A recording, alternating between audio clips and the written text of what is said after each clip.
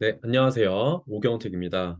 지금부터 딥러닝을 통해서 모델링을 한 보드게임 추천 서비스를 보여드리도록 하겠습니다. 크게 네 가지로 구성을 했고요. 첫 번째는 데이터, 두 번째 모델 선정, 그리고 모델링 과정, 마지막으로 해결 방안까지 확인해 보면서 이번 프레젠테이션 진행하도록 하겠습니다. 첫 번째는 데이터 선정입니다. 데이터 선정을 왜 했고, 이전 서비스들은 어떤 게 있었는지 확인을 해보도록 하겠습니다. 이번 데이터 세트를 선택한 가장 큰 이유는 지난 프로젝트 때 만들었던 보드게임 서비스, 추천 서비스를 조금 개선하고자 해서 만들었습니다. 어, 화면에 보이시는 두 개의 스크린샷이 지난번에 제가 진행했던 프로젝트인데요. 게임 장르나 난이도, 그리고 게임 시간 등을 입력해서 내가 원하는 정보를 넣었을 때 나한테 추천해주는 게임이 어떤 것이 있나를 보여주는 그런 서비스였습니다. 그림이 띄워지고 그 게임의 디테일들이 나오는데 조금 더 개선하고 싶은 부분은 어떠한 내가 원하는 게임에 대한 키워드를 입력했을 때, 즉 이런 설명을 입력했을 때 그 게임에 맞춰서 여러 개의 게임이 보여지는가에 대해서 조금 버전을 업그레이드 하도록 진행을 했습니다. 간단하게 데이터의 특성을 살펴보자면 조금 포괄적이긴 하지만 프라이머리 키인 게임 아이디와 이름이 있고요. 그 다음에 가장 중요한 이번에 모델링을 할 게임 설명이 있고요. 그 다음에 이미지 썸네일, 카테고리, 플레이 시간, 게임 인원수 등 다양하게 이제 정보들이 제공된다는 것을 확인할 수 있습니다. 가설을 통해서 모델 선정을 한 이유를 한번 확인해 보도록 하겠습니다. 제가 만든 가설은 유저가 원하는 게임의 장르 및 설명 등을 키워드로 입력했을 때 관심 있는 게임들을 순서대로 추천해 줄 수 있는가입니다. 아, 네, 모델링 과정을 살펴보면서 어떤 모델을 만들었는지 조금 확인해 보도록 하겠습니다. 네, 크게 네 가지로 분류가 되는데요. 첫 번째는 데이터 전처리, 두 번째로 디스크립션 전처리, 그 다음에 임베딩, 마지막으로 모델링까지 확인해 보도록 하겠습니다. 네, 데이터 전처리부터 조금 디테일하게 보자면 불필요한 특성들이나 컬럼들을 제거해 주고요. 그다음에 결측치도 제거해주고 중복값 제거해주고 그리고 말도 안 되는 큰 값 이상치들도 제거를 해주면서 데이터 전처리를 해주었고요. 실제로 2만 5천 개 정도 되는 게임들이 전처리를 했을 때 2만 개 정도 된다는 것을 확인할 수 있고 그 중에 인기 있고 유저 평이 많은 순으로 1,000개의 데이터를 가지고 모델링을 진행했습니다. 가장 중요한 디스크립션 카테고리 안에 있는 이 부분에 대한 전철인데요.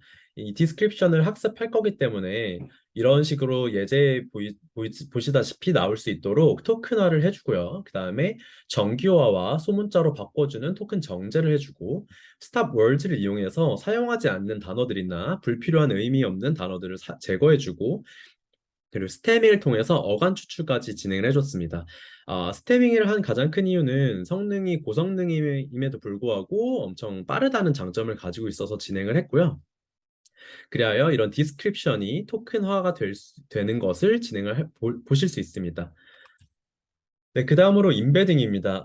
임베딩의 입력 값은 이 단어들, 토큰된 단어들이 아니라 숫자들이어야 하기 때문에 이 원핫 인코딩을 통해서 이 단어들을 일정한 벡터로 만드는 그런 역할을 해서 했고요. 다음으로 패스트 텍스트를 이용해서 나중에 임베딩을 할 때 그때 웨이트 값을 조절할 수 있도록 미리 임베딩 매트릭스를 만들었습니다.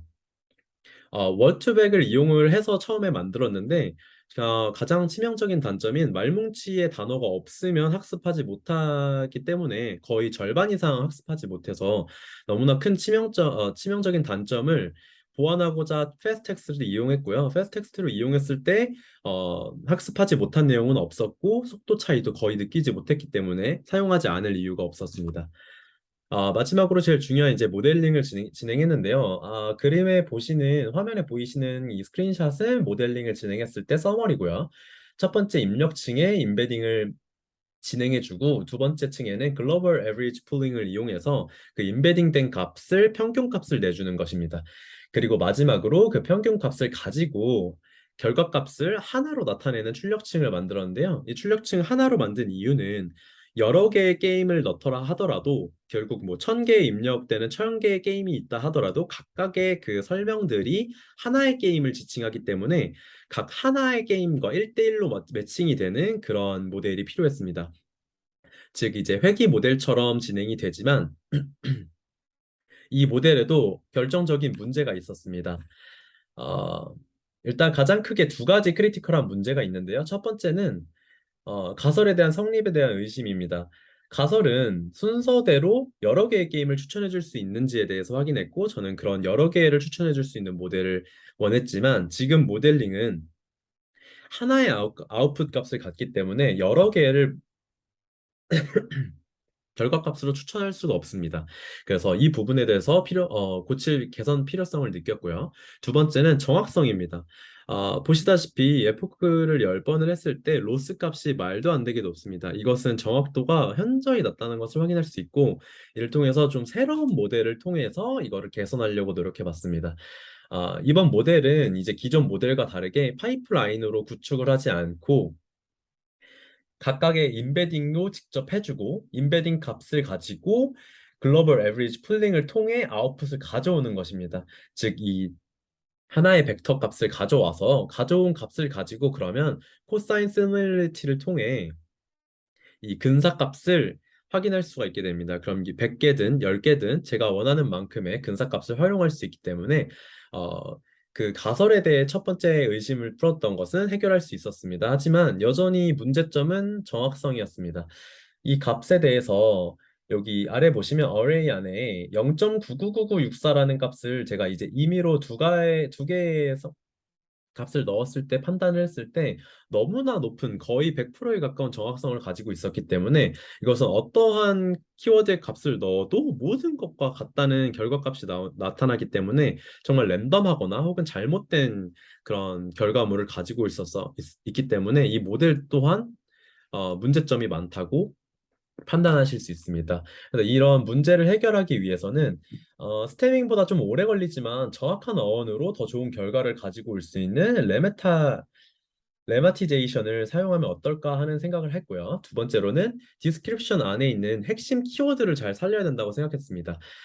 그리고 그 핵심 키워드들이 가중치에 정확하게 적절하게 배합이 잘 되었는지까지 중요하게 보면서 다시 한번 이 모델을 살펴볼 필요가 있다고 느꼈습니다.